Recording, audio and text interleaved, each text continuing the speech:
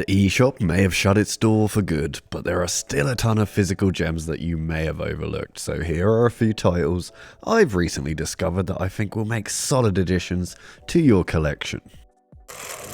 In 1983, a top-secret project was created, codenamed Spy Hunter. Now, years after being shut down, Spy Hunter is back in action.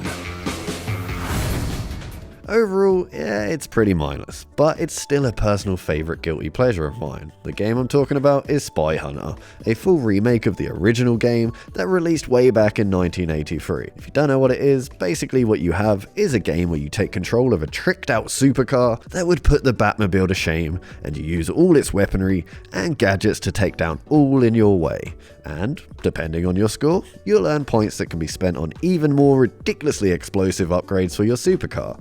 As I said, it's not anything spectacular, but what this game does excel at is short bursts of mindless fun, and sometimes that's all we want.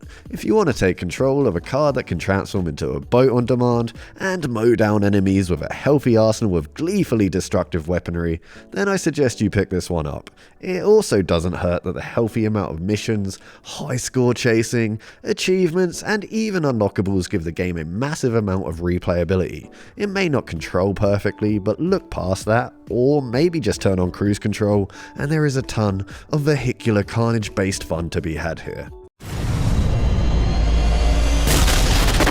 Designed for combat, driven for speed, ready for a new era. Spy Hunter.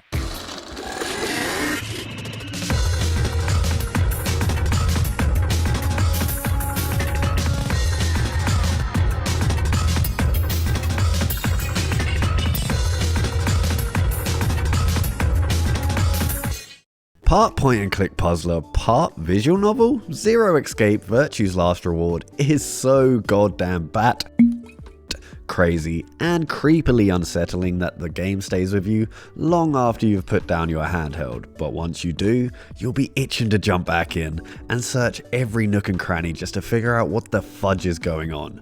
Okay, I'm not going to go into too much detail, as the mystery of it is kind of part of what makes this game stand out, but let's just say that you wake up in some cold and colourless metal bunker with no memory of how you got there, and you are surrounded by strangers who have also been captured. You're told that the only way to escape with your life is to earn a set number of points by participating in a deadly game. This in turn sees you teaming up or facing off against your fellow prisoners, and it's this hook that leads to the tense grip that the game has on the player as you choose who to trust and who to betray in order to ensure you survive. It's a highly addictive, sweat-inducing, multiple choice, mature tale that is unlike anything on the handheld, and its tone, mixed with great characters and a sprinkle of humour, had me engaged throughout. Trust me, this is one unsettling experience you're not going to want to miss. Did you really think I was gonna cry? Suckers! As if I'd cry over you dummies! You mad? Anyway, good luck. I may be gone, but I'm always watching. Maybe I'll see you again someday. Have a nice tragedy.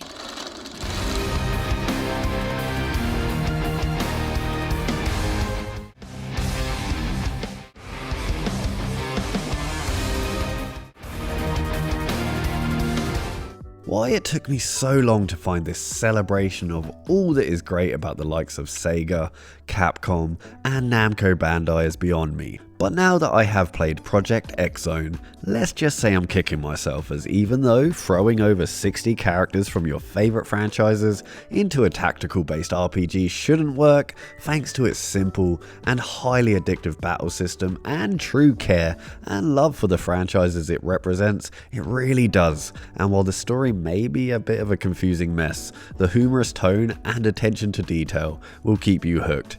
Yeah, sure, having an understanding of every franchise helps, but honestly the battle system in this one is so fun, so frantic, so beautifully represented, I'd recommend it on that alone. It also doesn't hurt that the game is pixel perfect and drop dead gorgeous. This is a celebration of all that is great about video games, wrapped up in a near perfect portable experience.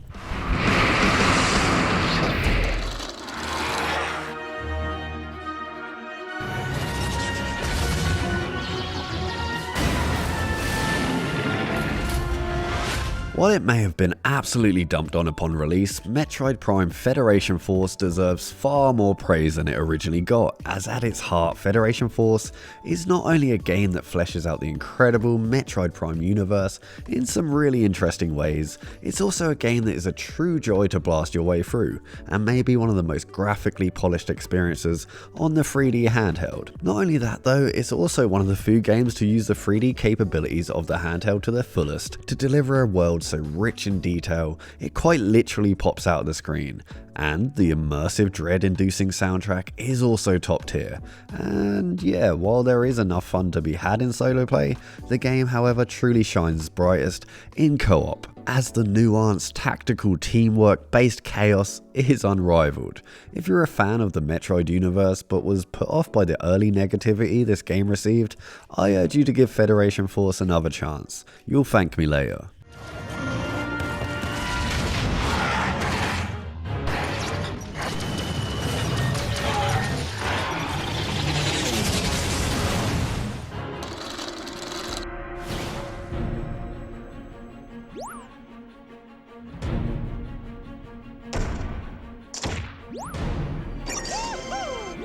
A lovingly crafted throwback to the Disney platformers of old, Epic Mickey Power of Illusion is an immensely enjoyable and yet fresh experience that's painted backgrounds and hand-drawn sprite animations perfectly capture the magic the House of Mouse is known for.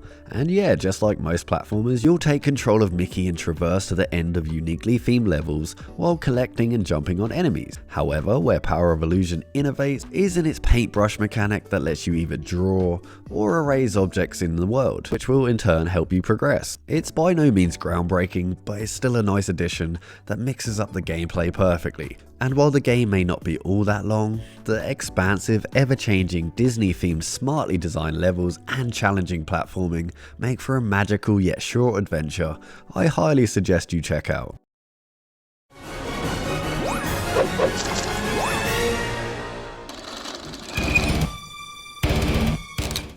Ghost Recon Shadow Wars takes the risk and reward, strategical shenanigans of the likes of the Advanced Wars or Fire Emblem games and paints it with a mature, gritty sci-fi aesthetic that's complemented by a silly, over-the-top story. And while it looks nice visually, and the generic cheesy plot has its charm, it's the incredibly low cost for a game that's packed with incredible gameplay and a ton of content that make this an easy recommendation. Shadow Wars is super easy to jump into, but mastering your various Ghost special abilities, strengths, and weaknesses while learning how to take advantage of the environment will take you a while and a ton of skill to perfect. Yet when you do, and you're wiping out all in your way with a tactical masterclass, the game's sense of reward is unmatched.